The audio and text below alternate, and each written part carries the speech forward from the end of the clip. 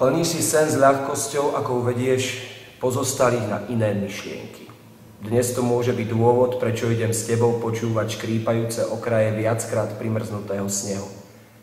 Ani segedín nie je orechový na prvý šup. Iba keď je hlad trpezlivý, môžem zažiť jeho zenit. Úplne novú mapu krajiny, o ktorej tvrdím, že ju poznám skrz na skrz. A to je Dodo a takto nejako to vyzerá, keď tvorí v tej jeho rozospievanej, veselej hlave. V momentoch, kde niečo povedať, praskajú zuby hnojom, ak stále nepočujem ticho.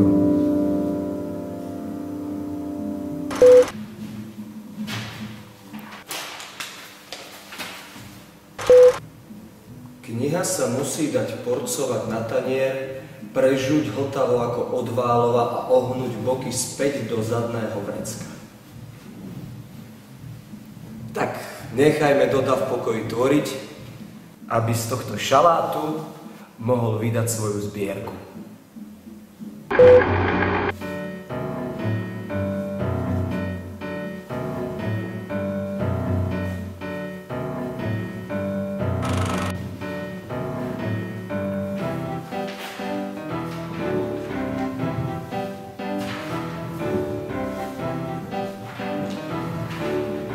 Že by boli zlé, sú to razom zrátané frekvencie, zbytočné pre život zubov čistých.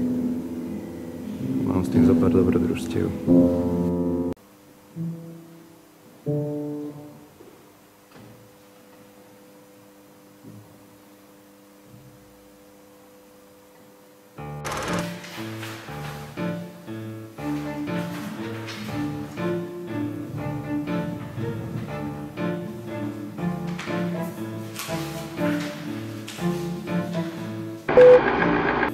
Takže Dodo, čo vlastne chystáš? Tak, je to vlastne zbierka básní, reálne čísla. A vlastne sme sa nejako takto rozhodli to spraviť cez tento projekt, kde si vlastne ľudia už dopredu objednajú produkt, ktorý vďaka nej vyjde. Takže si vyberú, sú tam niekde teda okolo tohto videa, kde to pozeráte práve nejaké tie odmeny. Každý si môže tú svoju vybrať, ktorá mu práve vyhovuje a tým vlastne tento projekt podporí. A akým spôsobom sa to vlastne bude celé diať, že si môžu teraz predplatiť akoby to, že to vôbec vyjde, že kde, akým spôsobom sa k tomu dostanú? Vlastne ako hovorím, teraz už vlastne, nie teraz, ale teraz, kde to už niekto pozerá ako video, tak okolo nás je stránka, na ktorej to je vlastne umiestnené a je to veľmi jednoduchý systém.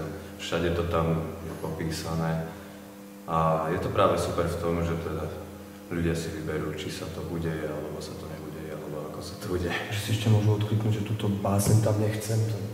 Zase tak to nie je. Je to konkrétna kniha, prípadne viem, že odmeny sú aj nejaké vstupenky na koncerty s kapelou Muzika, s ktorou sa vlastne budú diať čítania z knihy Reálne čísla.